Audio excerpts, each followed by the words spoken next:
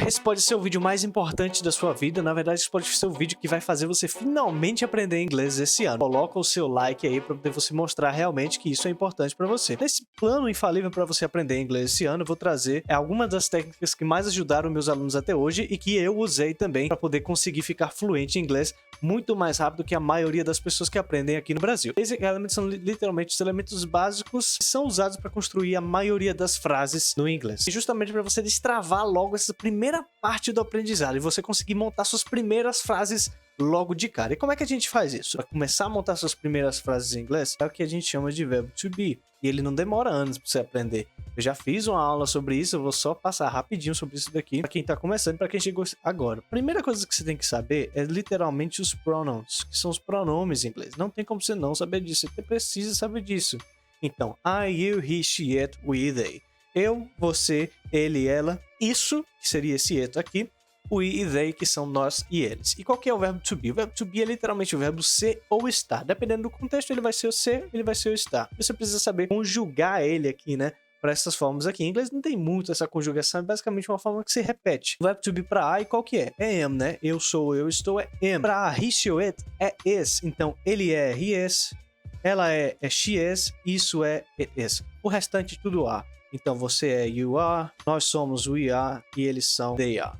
Beleza? Então, isso daqui você tem que saber. Sabendo isso daqui, você desmonta suas primeiras frases em inglês. Ah, mentira! Mentira? Vamos ver então. Eu quero pegar algumas frases aqui aleatórias. Claro que uma palavra ou outra que você não souber, você vai jogando a frase para poder entender como que é realmente isso daí. Então, eu sou feliz. Como é que a gente monta isso? Você já tem eu sou, que é I am. A gente acabou de ver aqui na tabelinha aqui em cima.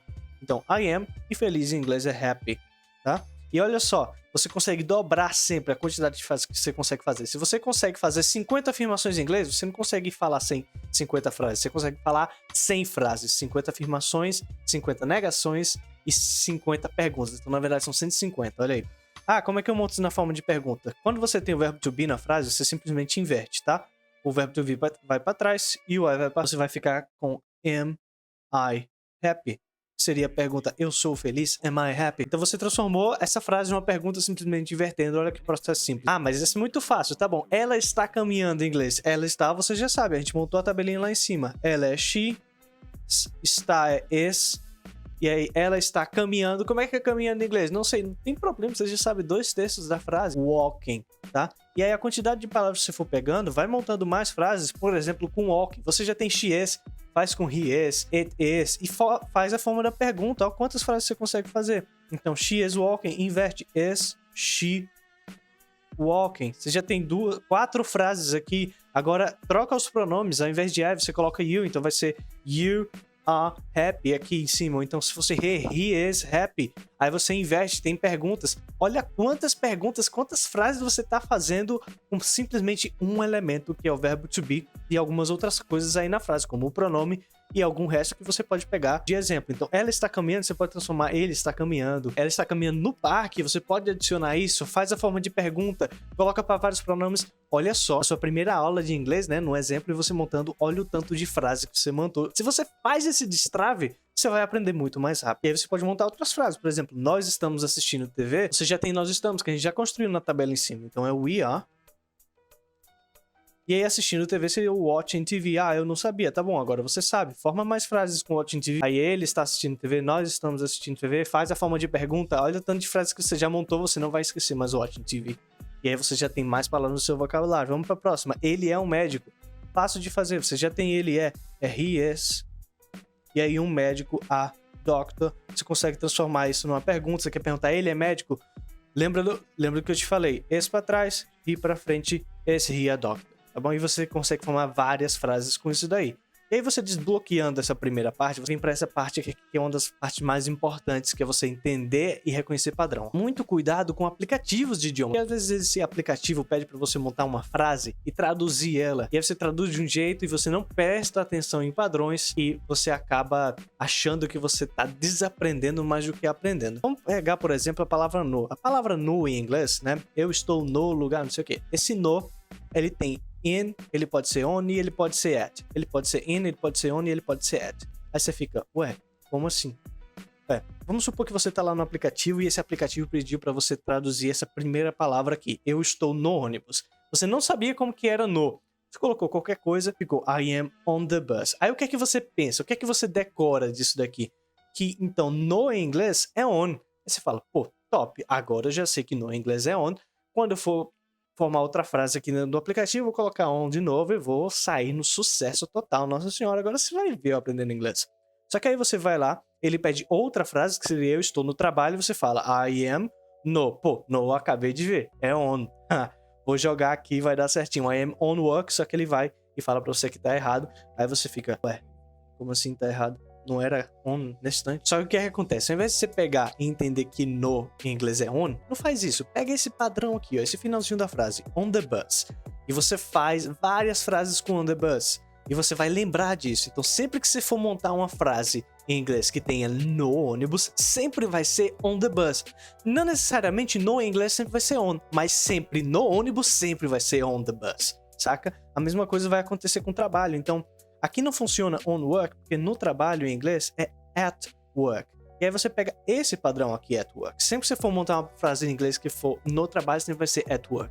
Não necessariamente no inglês é sempre at, mas sempre no trabalho é sempre at work. E aí você faz várias frases com isso para você não esquecer disso. Então, ao invés de você estar se preocupando com uma coisa aqui, você pega um padrão, forma várias frases, como eu já te falei aqui, faz elas na forma afirmativa, negativa, forma de pergunta, vai treinando, destravando isso, forçando o seu cérebro a criar frases com o que você já sabe. Isso vai destravando a sua fala muito rápido. Usando o padrão on the bus, você pode formar várias frases. Por exemplo, ela está no ônibus. A gente já sabe disso. Ela está, você acabou de ver que é she is. Então, she is, e aí no ônibus, qual que é esse padrão que eu acabei de falar para você?